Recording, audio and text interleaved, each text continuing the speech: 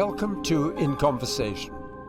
From the majestic Kes to the hilarious Riff-Raff to the rather more wry Looking for Eric, British director Ken Loach's films shine a compassionate light on characters existing at the hard end of life.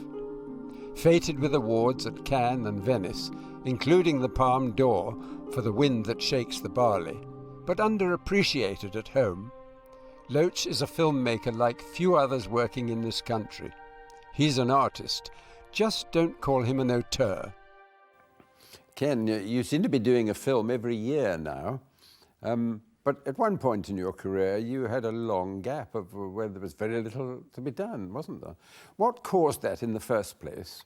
Well, there were two decades that were quite tough for the cinema. The first one was the 70s. We'd done 3 films at the end of the 60s, beginning of the 70s, yes. Which hadn't done too badly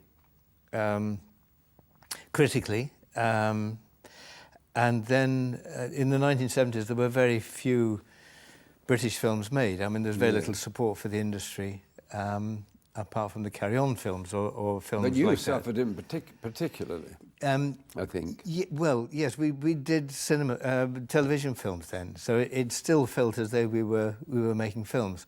The worst decade was the 1980s, when which was a decade of the ascendancy of the hard right, which really hasn't shifted much since. Yeah.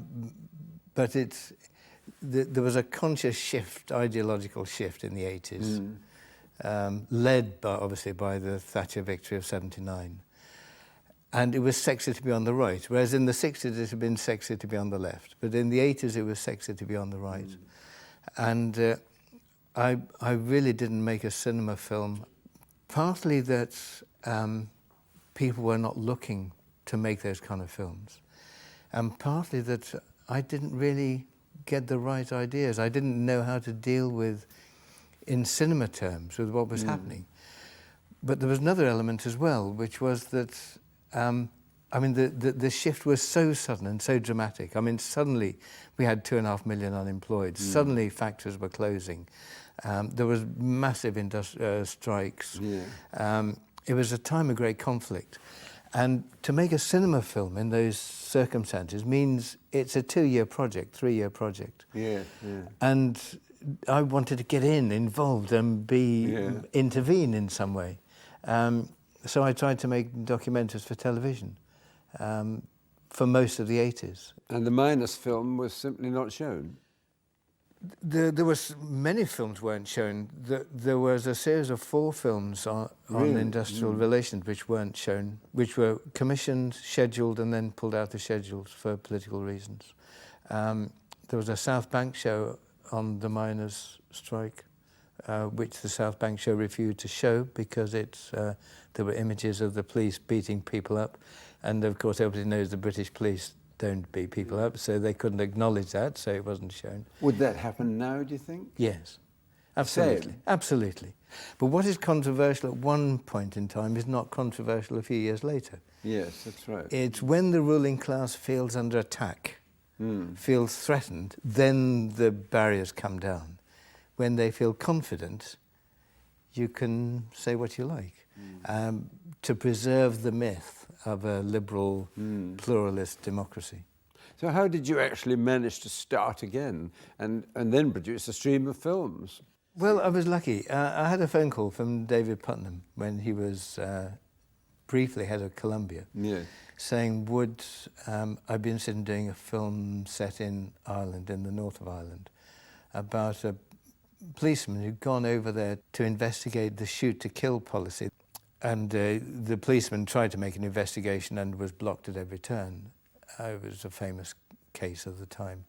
And I said, yes, I'd really like to do this. Jim Allen wrote a very good script. David Putnam left Columbia, and then we had to search for money to make the film, which we eventually found. You'll see that it's published. I'll try. Don't let me down. Trust me. I do.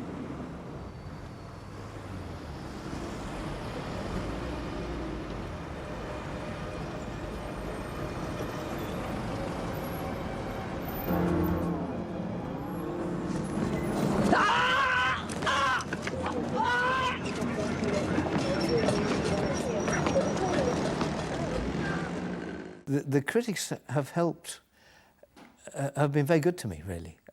You were very supportive, and Nina Hibbin was very supportive in the Morning Star.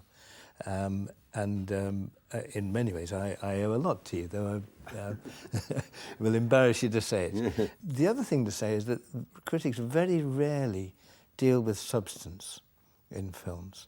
That you mean deal with the political aspects of the film? No, the substance of the central point that you try to make. I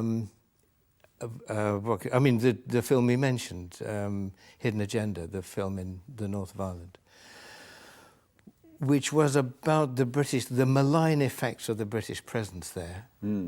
Underneath the shoot-to-kill allegation, the substance of it was to do with what are the British doing in Ireland anyway. Well, that was never discussed. That was never either challenged or endorsed.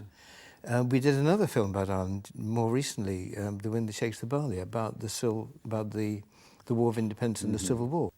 Well, that again, the justification for the British presence in Ireland was never considered by the critics. But that's what you spend your time, if you're making a film, that's what you spend your time worrying about and thinking about and trying to find the story and the set of characters that will release those ideas.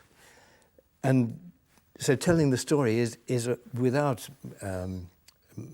making speeches about it, but if you tell the story of those characters, they release the ideas that you want to share.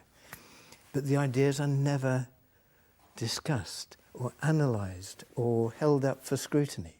Possibly because half the newspapers don't agree with them anyway.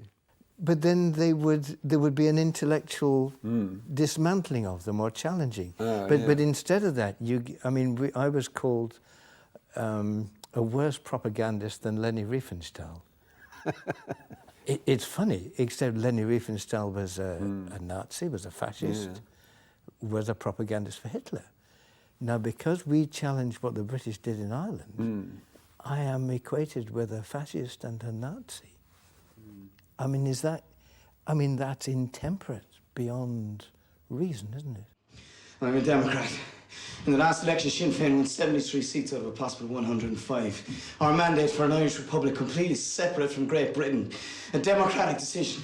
Listen, that is not my responsibility. I'm just a soldier sent by my government. Your government, which suppresses our parliament, which bans our paper, your presence here is a crime, a foreign occupation. You tell me what I'm supposed to do as a Democrat. Turn the other cheek for another 700 years. That is not my responsibility. Get out of my country. What is your name? Get out of my country. But we can't have mixed feelings about something like, say, Riff-Raff, when you look back on it. No, Riff-Raff was a joy, really. We'd done Hidden Agenda, which was a tough film to do, and the first film back after a few years in the wilderness. And then I felt very happy with Hidden Agenda in one sense, but not very happy from my work. I felt my work was rather constipated on it, to be honest. I just didn't have much freedom. So I was looking for a writer who would write something funny, something authentically from the point of view of the experience that we would try and show. And I met Bill Jesse, who was a building worker at the time and was writing comedy for Central TV. And we met and we did this little film together. That little job's done with. Are we sitting comfortably? I hope my knocking didn't disturb you. It hasn't kept you awake. I just pulled the bleeding organs off the front there. There's nothing on news at 10 about it. Oh, well, they haven't switched that off. Yet. That's another thing we used to own till they robbed us. Can anyone explain to me why someone's got to make a profit every time you boil a kettle? Or every time a kid has a drink of water? Or every time a pensioner has a warm by the gas fire? You know, before, speculators used to make money out of land and out of houses. No, now. You make it out of gas. What is that? Well, every time you open your mouth, it's like a bleeding parliamentary debate, the way you go on about it. Well, thank you for the compliment, but you don't seem to take any notice of it, do you? We don't want to listen. I know, but you're missing the point. There's people every day having their lecky cut off. There's people every day getting their gas cut off. Yes, I know I go on and on. Listen to that, the lumpen proletariat. But you keep going on. The lumpen proletariat. They had you in mind when they invented the expression. Come on, let's go. Listen, Billy Connolly, don't forget my children. I'll bring him in the morning. Cheers, lads. Bill Jesse, unfortunately, died before the film came out. He saw it finished. Did he see the final? He saw the final cut, yes, but he didn't get a Cannes with it. And he went to the director's fortnight and was much to everyone's surprise, was a riot. And the critics were kind enough to give it the Jimmy Riddle Challenge Cup of the Year. So we, it was a very happy experience, that. When you make a film, people say that you've often gone from A to B to Z without the actors actually knowing the ending, and nobody sees the whole of the script. No. While you're shooting. No. So they're maybe surprised by the ending or surprised how their character turns out. No, they should never be surprised how their character turns out, because they have to know everything about who they are and everything about the way they will react. It's not to play tricks on the actor. No. But when there are events that happen that they cannot foresee and the character and they don't have control over, then the shock of that, you often want to film the shock of that. Well, if they know it's 6 weeks ahead, there's no shock to film. Even for the most professional of actors, like Robert Carlyle or somebody like that. Yes. It's the hardest thing to act, is surprise. I mean, I worked with Bobby a couple of times, and a fantastic actor and a good friend, and I have huge respect for him. But we did a scene in Carla's Song where he's a Glaswegian bus driver. He goes to Nicaragua and he meets a Nicaraguan girl and through her finds out what's happening in Nicaragua. There's a point where he's finding her somewhere to stay, and she tries to commit suicide in the bath. And he goes into the flat and he's looking for her. Yes. And he opens the bathroom door and there she is in the bath with her wrist cut. And he didn't know where she was, he didn't know what happened to her, and he opened the door and there she was. And his surprise was just that moment. In a way, it takes the responsibility away from the actors. They don't spend 6 weeks thinking, my God, I've got to be surprised. My God, I've got to break down into tears. My God, how am I going to do this? It's if they are true in their responses, and that's what you test in the auditioning process. When you started, I suppose Kathy Come Home made a huge impression on people. And then Poor Cow was also influential. And then, of course, Kes, which everybody loves still today. Did you feel it was one of your best films? I think we knew we were onto something.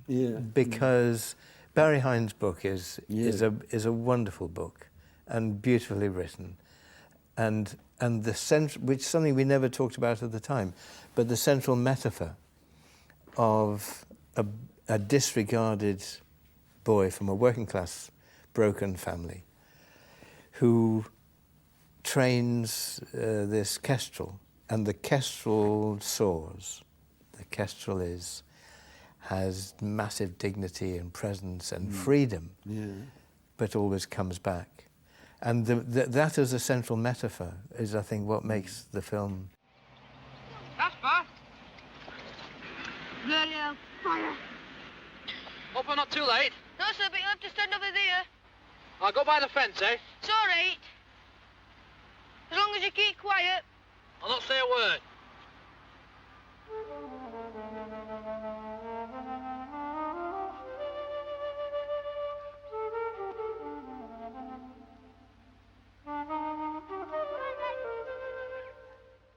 At the time you'd made Kes, I suppose everybody thought of you as a more political filmmaker than most British directors, put it that way. When did you actually form your convictions about wanting to actually say something? I guess the first idea of cinema came in at the Hippodrome Nuneaton, which is my hometown, which used to show foreign films, what they call foreign films. And they were always a bit racier than the others.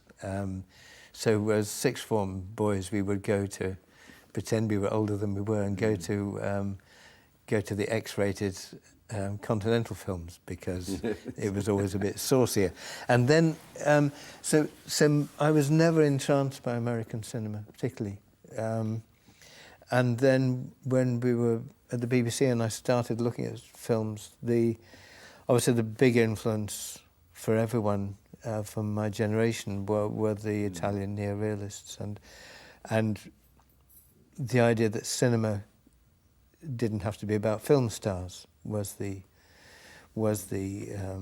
big thing that said, and that you could take the camera into the streets, and just seeing them as when I was young, it said cinema can be about real life.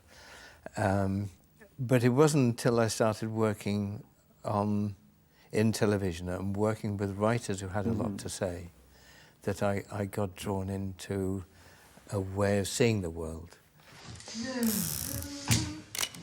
Your name? Come here!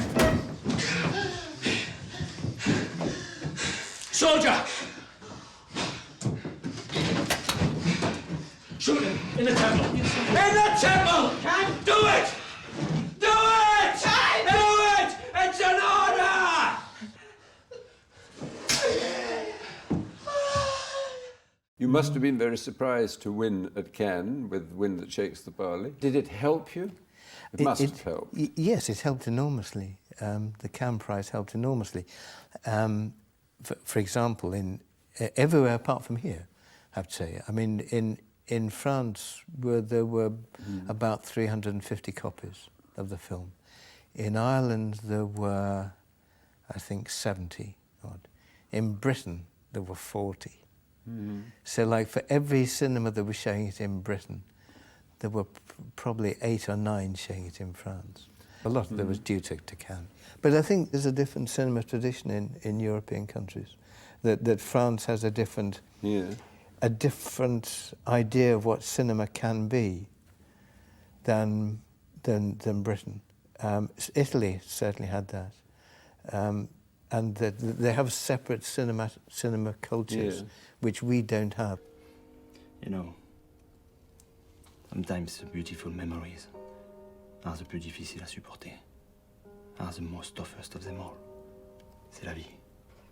Yeah. And the hardest to deal with. C'est la vie. Yeah. Wow. It's a daft idea, really.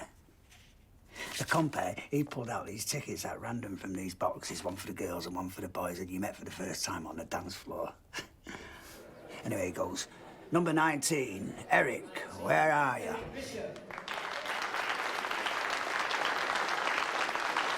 I got up on the dance floor, I was a bit nervous. And for the ladies. Number 1, Lily Divine. How did you find Eric Cantona? Was he nice? I found him really good to work with, and we all did. He's a man of great humility off the pitch. I think on the pitch it was his stage, and he was an amazing footballer who transcended his team. I mean, people will enjoy watching Eric Cantona who weren't Manchester United fans, but he brought such kind of elan and such joy to his playing. So, no, he was terrific, but he took it very seriously. I mean, he just wanted to work and to do it properly. And the other thing that you learn about being a footballer is to play for the team. So I think a lot of maybe overblown stars could learn a bit from Eric on how to be a team player. Do you feel you should tailor your films towards being more commercial or being more popular or something? I mean, I don't. You can't let it affect you. I think the first responsibility is always to the subject, is always to the central idea, and so everything has to reflect that. You know, the casting, the way of shooting, the way you make the film. The first loyalty has to be to your work. It sounds rather pompous, but the moment you say, well, I'll cast somebody because people have heard of him, I mean, it doesn't work. You just make a less good film. And the first loyalty has got to be to the subject you're making. My attempts to be commercial would be hilarious anyway. So. What do you yourself hope to bring to a film?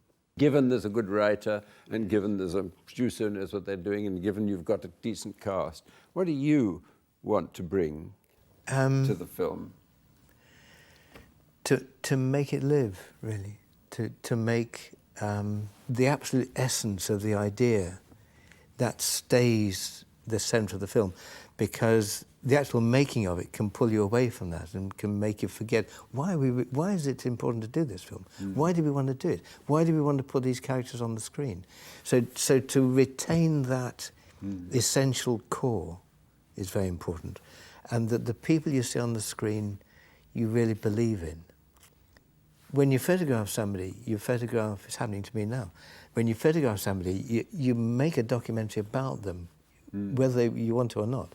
The texture of their skin, how they sit, how they hold their knife and fork, the language they use, how they phrase things, everything about them, the camera captures. So that is part of the film, whether you want it to be or not, that is part of the film. So, for example, when we had to find somebody, a grandma in Ireland, farmer's been a farmer all her life. The idea of getting somebody from Dublin who was like a 70-year-old actress, it's not right, because you want someone whose very presence breathes what her life has been. So that means you have to find somebody who was a 70-plus-year-old woman who'd lived on a farm all her life and worked a farm, because that's what you photograph. So it's trying to bring that kind of, I hesitate to use the word truth, it's such a loaded word, but authenticity, sense of this is really how it is, this is a sense this is really happening now in front of you. Are there any of your films that you really think, well, that was actually as well as I could make a film? That was a good one. I don't know. Or is that very difficult? I don't know. I mean, everything is as good as you can do it at the time. But then within a week of having it neg cut, you're seeing stuff that you wish you'd changed. So it just, you come to a point where you think, well, I can't do any more. I think the moment you feel satisfied with it, you've got to stop, because what makes you keep going is dissatisfaction with what you've done.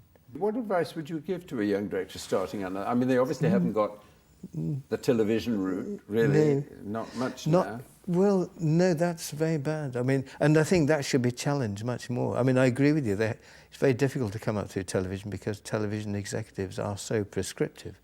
But cinema writers should challenge that. They really should, you know. I mean, because we are one industry. But advice to young filmmakers, I don't know. I mean, we all started by trying to demolish the generation that had gone before, and I think that's a healthy attitude, you know, like attack what's gone before. I mean, partly imitate it and partly attack it. But I think just go for the bigger, really go to the root of what the way the world is, you know. I think what I miss is any intellectual rigor. You know, why do we have the ideology in society we do have?